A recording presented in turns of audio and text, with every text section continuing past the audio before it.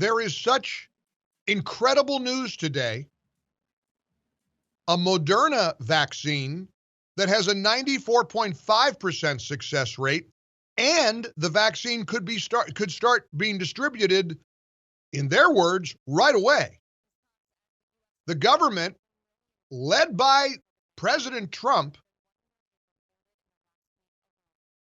could give Moderna an emergency authorization so they will be ready to ship through warp speed almost in hours. It could start being distributed instantly. I already got an email from CVS telling me, get ready, we're going to distribute the vaccine. As soon as we know, we'll let you know.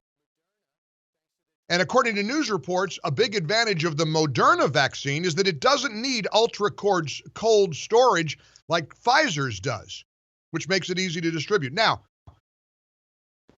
the media won't like this. The left won't like this. The Trump haters won't like this. The universe that has conspired for 4 years to try to stop all things Trump won't like this.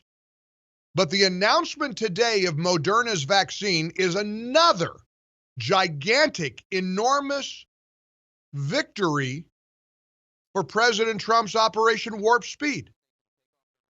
We've never seen such a rapid response to a worldwide health crisis like this. And we are reminded today that once again, this president delivered on a promise made. And I don't know that anything's ever been more easy to understand than hearing news about a vaccine months after this pandemic has spread through the world. Promises made, promises kept. Welcome in. It is Monday. I'm going to tell you right now that if you have appreciated 4 years of the Trump administration, remind yourself something. You're not going anywhere. None of us are going anywhere. Americans are staying right here, fighting for this country we love. I don't know about you, but when I see Biden supporters beating Trump supporters in the streets of Washington, D.C., it's not hard for me to pick a side. Maybe it's hard for you, not hard for me. You don't need to twist yourself into a pretzel and worry about whether or not Trump should concede or not. The president says he concedes nothing. He tweeted it apparently this morning. I concede nothing. Okay. What are you going to do? You going to bail on him? You going to abandon him? Did you see what happened in D.C. over the weekend? Rob Smith, who's a Fox News contributor, he was there. He's a podcaster and an author. He was with Steve Hilton last night on Fox News. Here's what he had to say. The dangerous thing is that these people have been so dehumanized that they become the targets of violence. Now, when the sun went down over D.C. last night, it descended into absolute chaos and lawlessness. I made it very clear to get away from certain aspects and got back to my hotel room.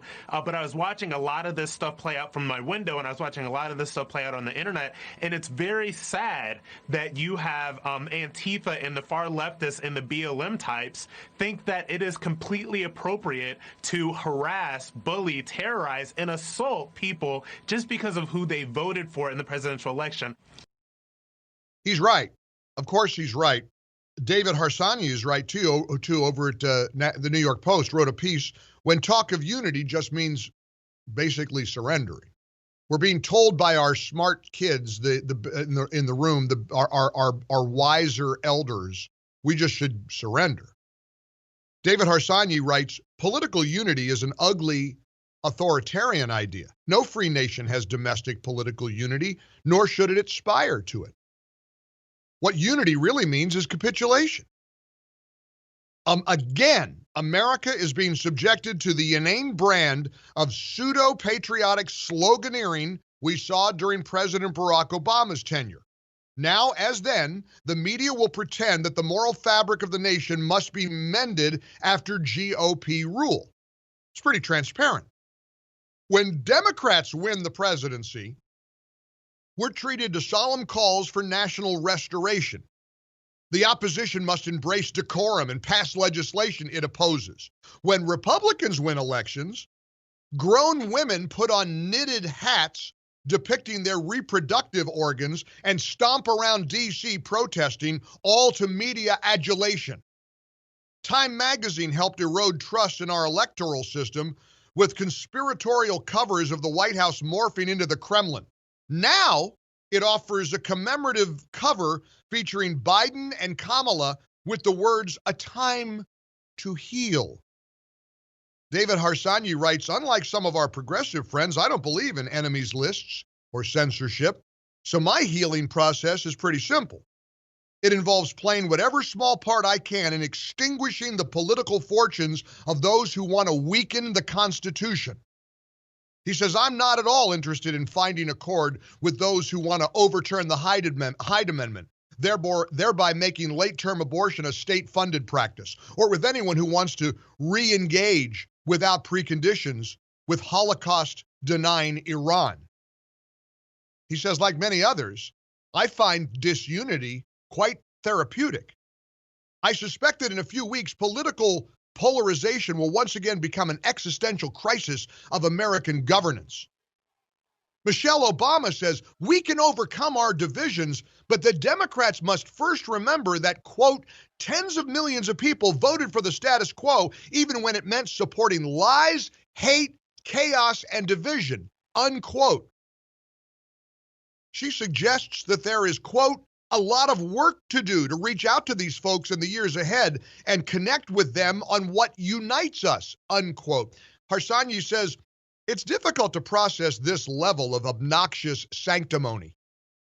Here's a list of demands you divisive Republicans must embrace in order for the country to unite. Get on with it. So Harsanyi says, I reject this false choice in the name of patriotic disunity. Not one of those 72 million agents of chaos lied to millions of Americans to strip us of our health care insurance plans. Not one of those voters attempted to force nuns to buy contraception or sued them when they refused. He says, one day, I hope Michelle Obama will stop defending the lies, hate, and division that her husband inflicted on this great nation. Until then, though, we'll have to agree to disagree. We do that sort of thing in Washington, he says. The liberal pivot from resistance to unity is as swift as it is dishonest. After 4 years of treating every unexceptional conservative policy victory as one of the 7 seals of the apocalypse, columnists are already dusting off their columns about obstructionism and minority rule. After years of blanket opposition to Trump, now we're being told Biden has a national mandate. Harsanyi says he does not. God willing, Washington is headed for more gridlock, a completely healthy, organic reflection of the geographical, ideological, and theological differences of real people in contemporary America. Congress makes laws, and right now, that institution is narrowly divided and unlikely to be able to come together on any of the big ticket items Biden promised. This is why federalism exists. Politics is not a place for unity. We'll find unity in churches, with your neighbors, schools, and your everyday interactions with your community. It is a place for airing grievances. And we've got plenty. Isn't that a great piece? We're posting it in its entirety at MikeOnline.com. David Harsanyi, when talk of unity just means surrender.